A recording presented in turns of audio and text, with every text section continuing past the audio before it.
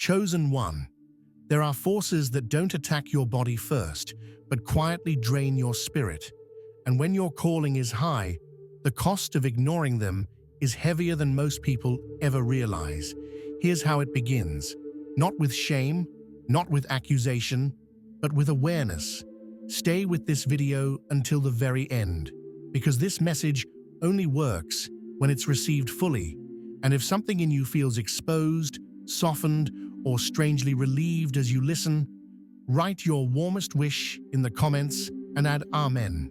Not to impress anyone, but to consciously realign your energy and signal your willingness to restore what has been leaking.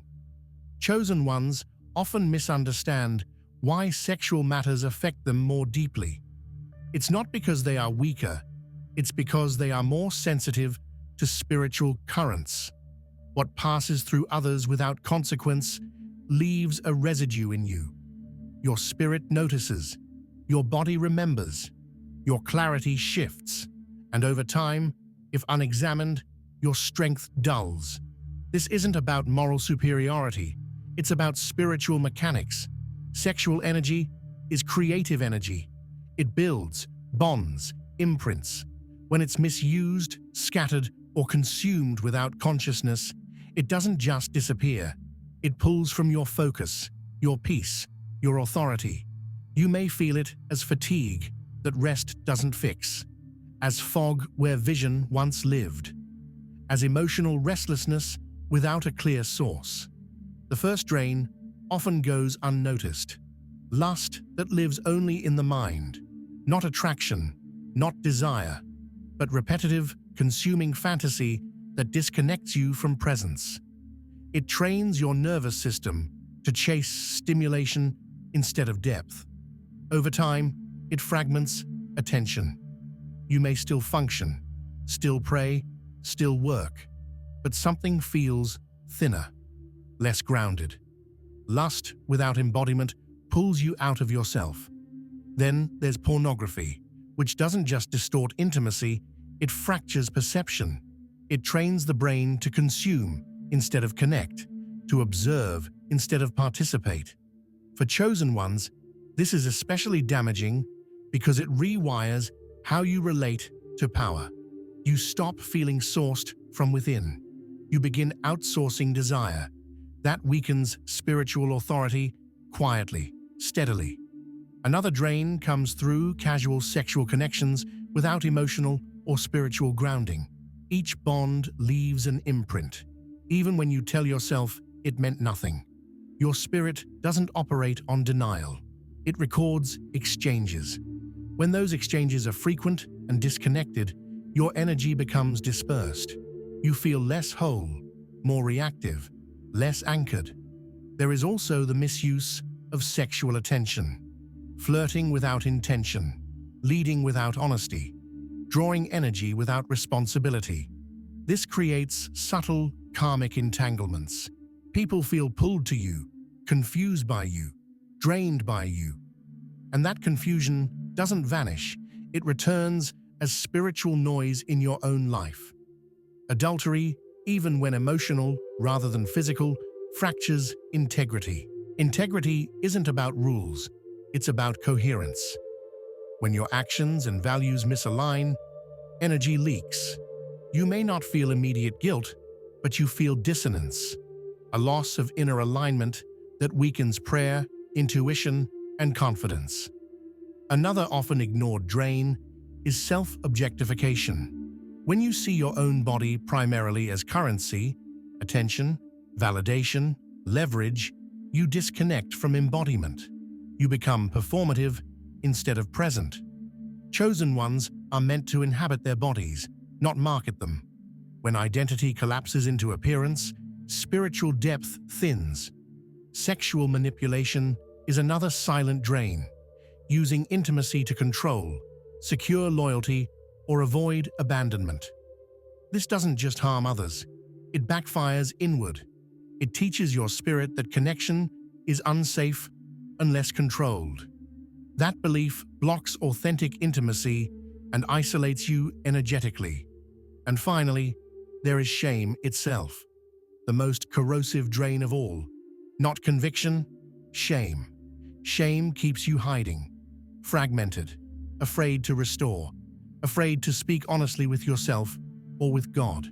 Shame convinces you that damage is permanent. It isn't. This message isn't here to condemn you. It's here to wake you up gently. Restoration begins with awareness, not punishment. With truth, not fear. Sexual energy doesn't need suppression. It needs alignment. When aligned, it becomes strength again. Creativity returns. Focus sharpens. Peace deepens. You are never meant to live drained. You are meant to live clear. And clarity begins the moment you stop pretending certain things don't affect you. This is only the beginning. What makes this difficult for chosen ones is not temptation itself, but the way temptation disguises itself as relief, as comfort, as something harmless you deserve after carrying so much weight for so long. You've learned to be strong early. You've learned to self-soothe in silence. And when sexual energy becomes the place where you escape instead of connect, it quietly replaces restoration with depletion. You may have noticed patterns, seasons where your discipline weakens for no clear reason, moments where prayer feels dry, focus scattered, motivation thin. You try to correct it mentally. You push harder. But the issue isn't effort, it's leakage. Energy going out faster than it's being restored. For chosen ones, sexual energy is tied directly to spiritual sensitivity. When it's scattered, intuition dulls, discernment blurs. You start misreading people, trusting too quickly, or distrusting everyone. Extremes replace balance. That's not personality change, that's energetic imbalance. There's also the cost of secrecy, not privacy, secrecy. When part of your life must be hidden because it doesn't align with who you know you're meant to be, it splits you internally. One part reaching upward, another pulling downward. That split is exhausting. Over time, it weakens resolve, not because you're immoral, but because you're divided. Many chosen ones confuse conviction with condemnation. Conviction is quiet, precise. It points and waits. Condemnation is loud and vague. It attacks identity. If what you feel around sexuality is only shame and self-loathing, that isn't truth guiding you. That's distortion keeping you stuck. True awareness doesn't say, "You are broken." It says, "You are leaking." And leaks can be sealed.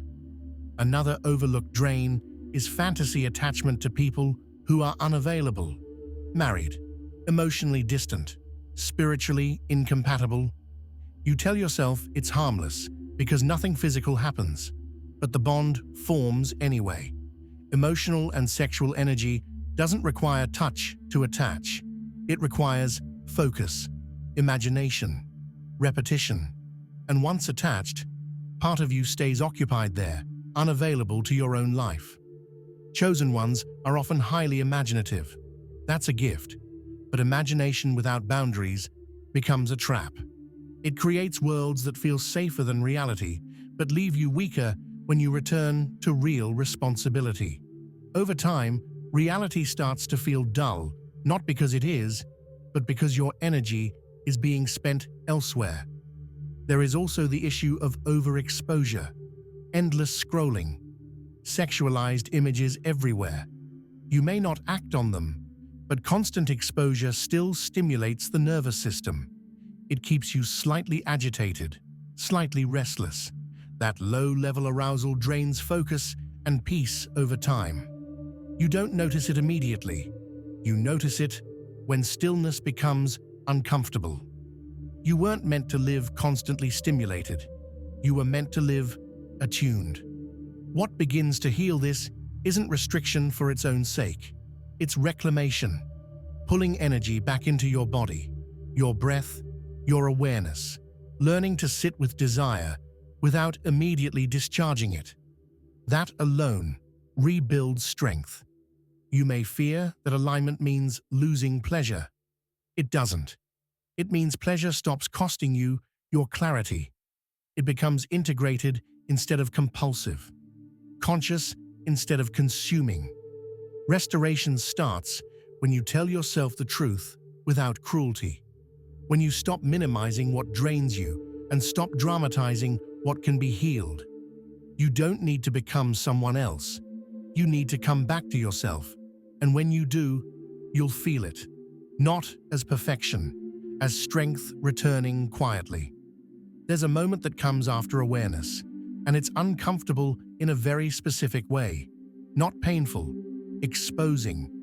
It's the moment you realize how often you've been negotiating with yourself, making small exceptions, telling yourself something doesn't count because it wasn't physical, or because it helped you get through a hard day, or because you planned to stop later.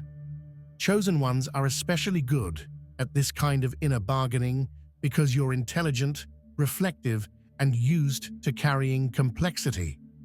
But sexual energy doesn't respond to excuses. It responds to direction.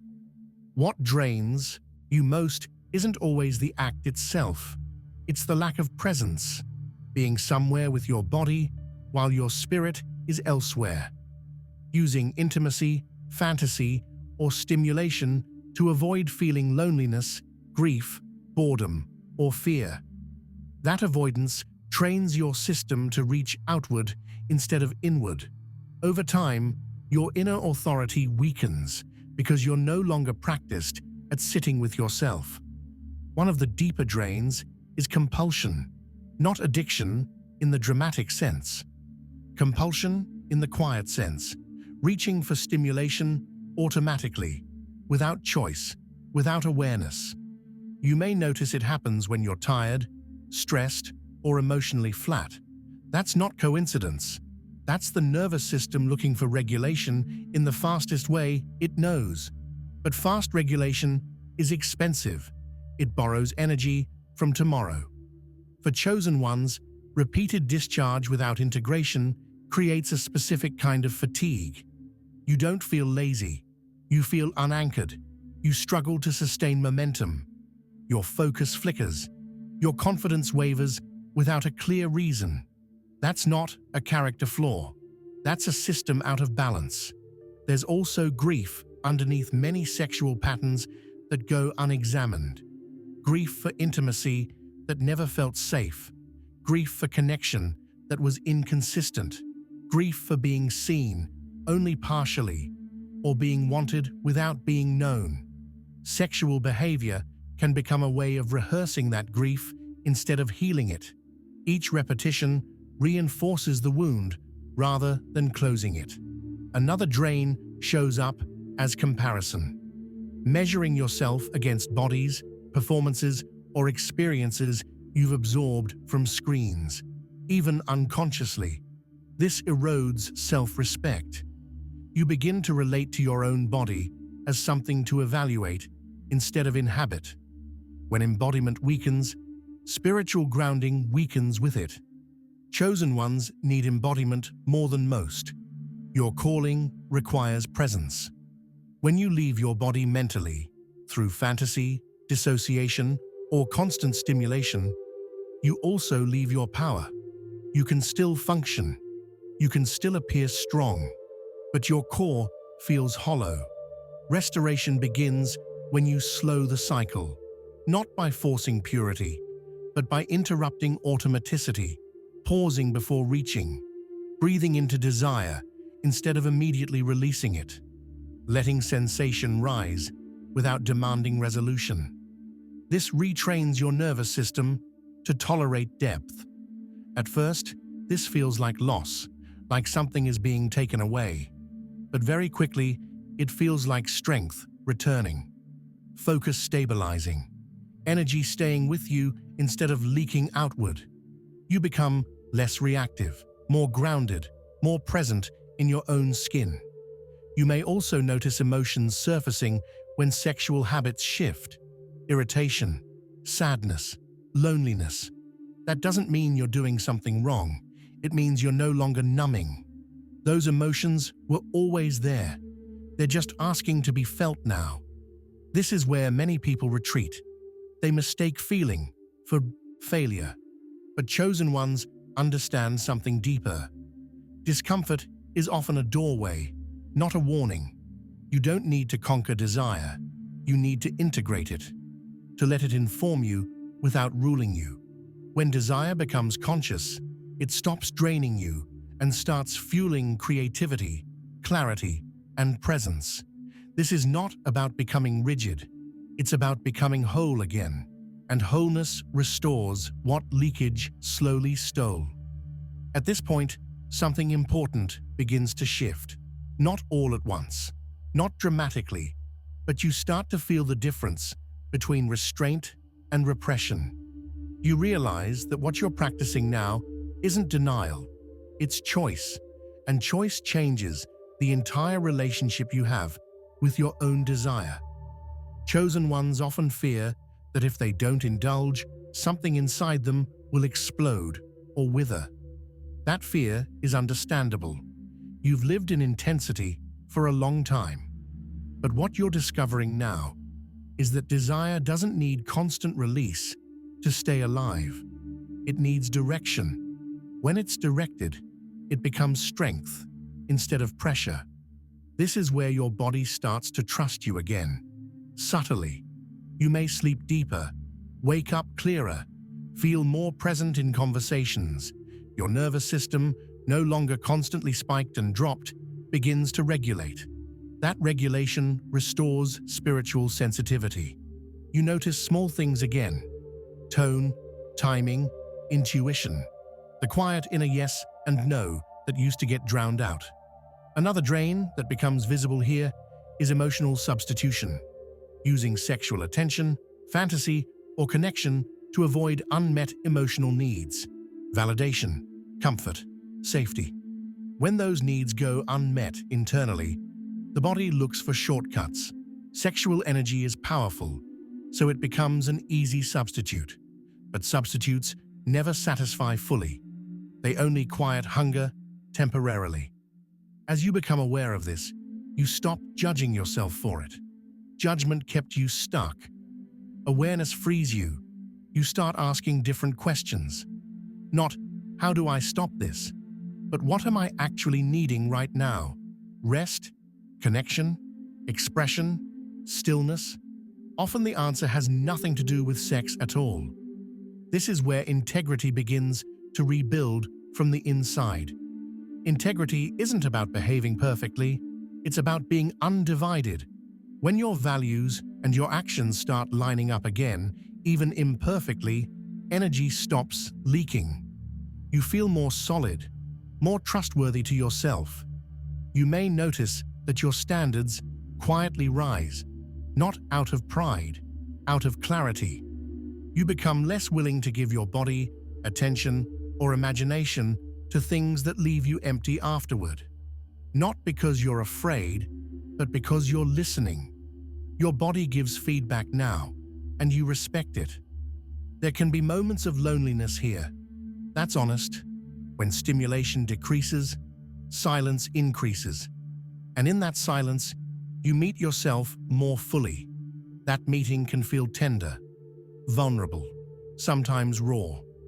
But it's also where healing actually happens. You stop outsourcing comfort and start cultivating it internally. Chosen ones often mistake loneliness for lack. It's not. It's space. Space where discernment grows. Space where true intimacy becomes possible later. Because you're no longer using connection to fill a void. You're bringing fullness into it. Another quiet restoration happens here. Imagination returns to its original purpose. Instead of escaping reality, it begins to enrich it. Creativity flows again. Insight sharpens. You may feel drawn to create, build, write, move, or pray with more depth. That's sexual energy reintegrated, no longer scattered. You're not becoming less alive. You're becoming more embodied, more here, more capable of holding intensity without needing to discharge it immediately. That capacity is spiritual maturity. This phase isn't about perfection. You may stumble. Old patterns may knock, but now you recognize them earlier. You recover faster. You don't spiral into shame. You return to alignment with less effort. That's how you know restoration is working, not because temptation disappears, but because it no longer controls the center of your life. And that center, once reclaimed, becomes a place of strength instead of struggle. By now, you begin to notice that your inner world feels less crowded, not empty, clearer. There's space between impulse and action that didn't exist before. And in that space, you feel something returning that you hadn't realized was missing. Authority, not control over others. Authority over yourself. This is where many chosen ones finally understand the real cost of sexual leakage. It was never just about behavior. It was about sovereignty. When desire ran unchecked, it made decisions for you. Quietly. Repeatedly. Now, that decision-making power is coming back home. You start trusting yourself again. That matters more than restraint ever could. When you say no, you mean it. When you say yes, it's clean. There's no internal argument afterward. No sense of betrayal. That internal coherence strengthens your spirit in ways that are difficult to explain, but impossible to miss. Another drain becomes clear here. Using sexuality to avoid stillness.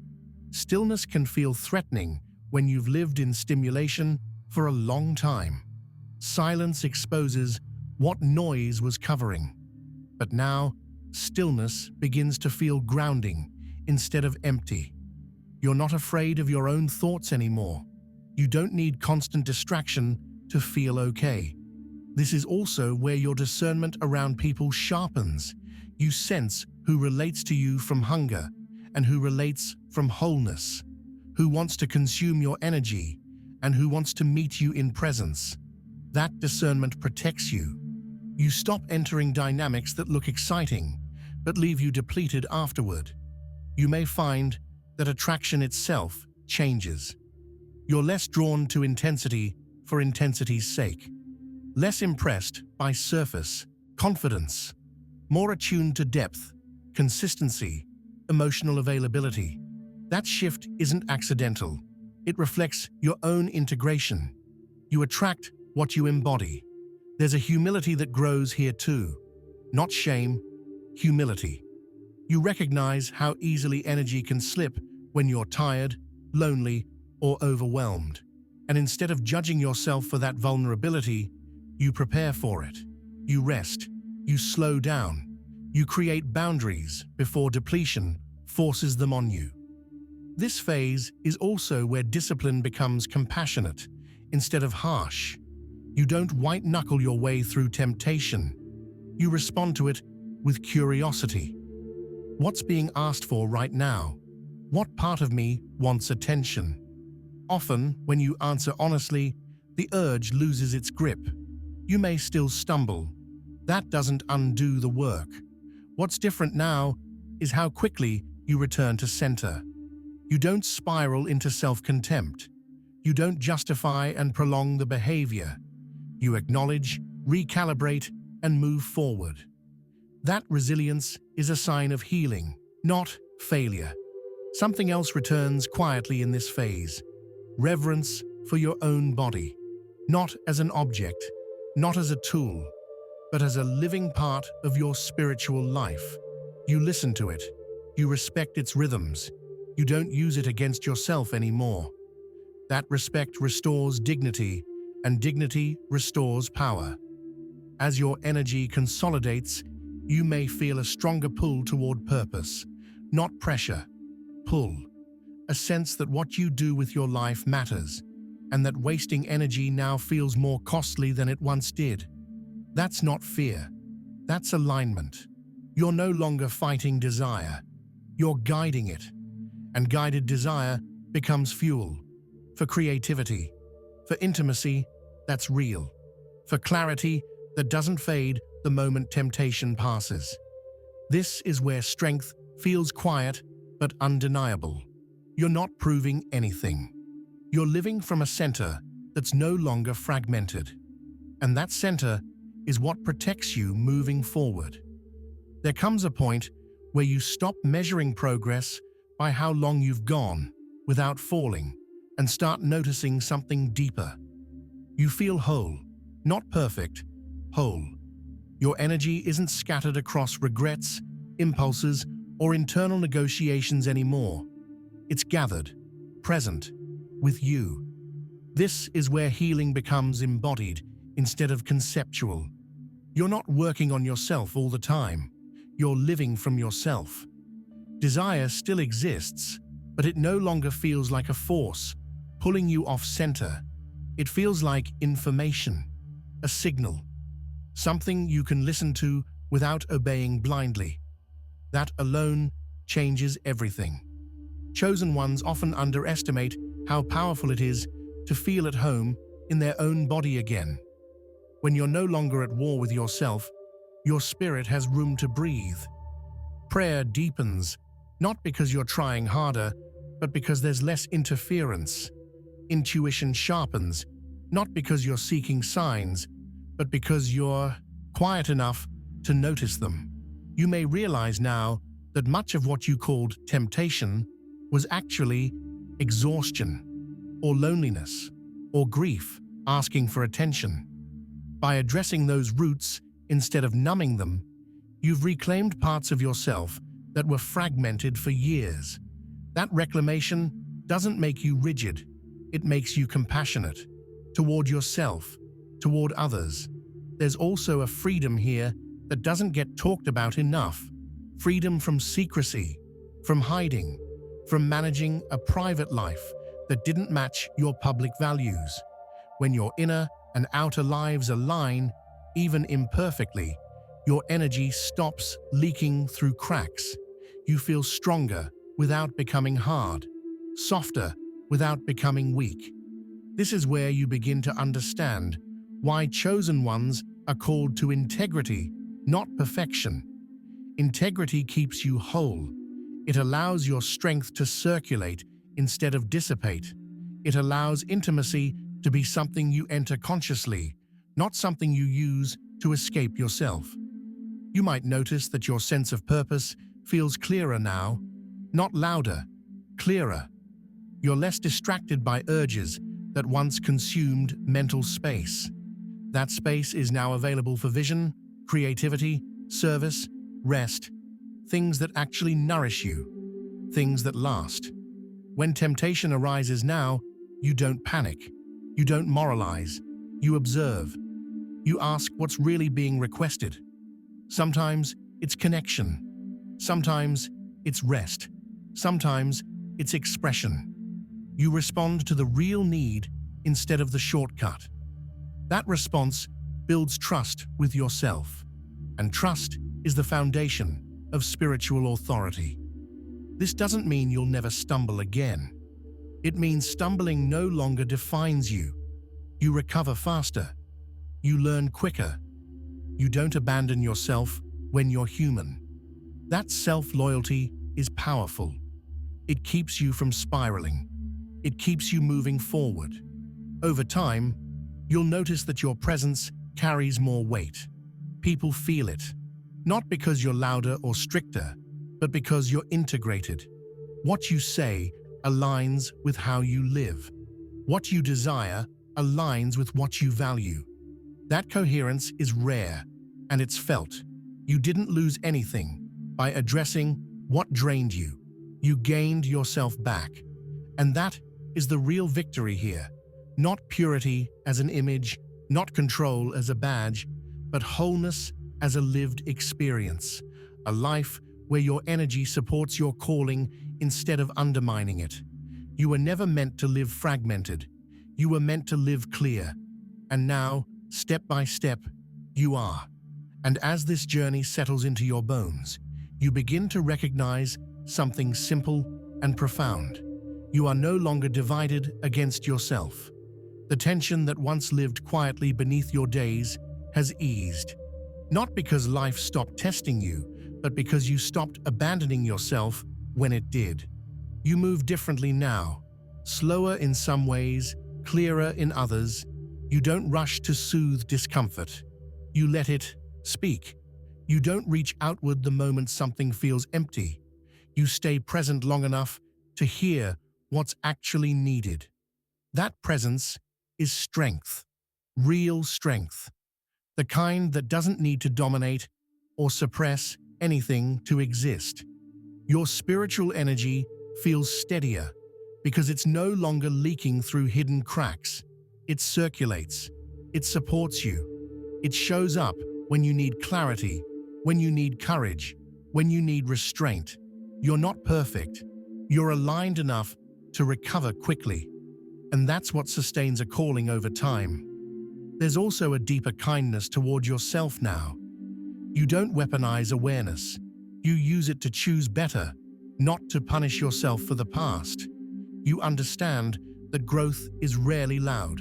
It's often quiet decisions made consistently, small returns to center, honest pauses, gentle corrections.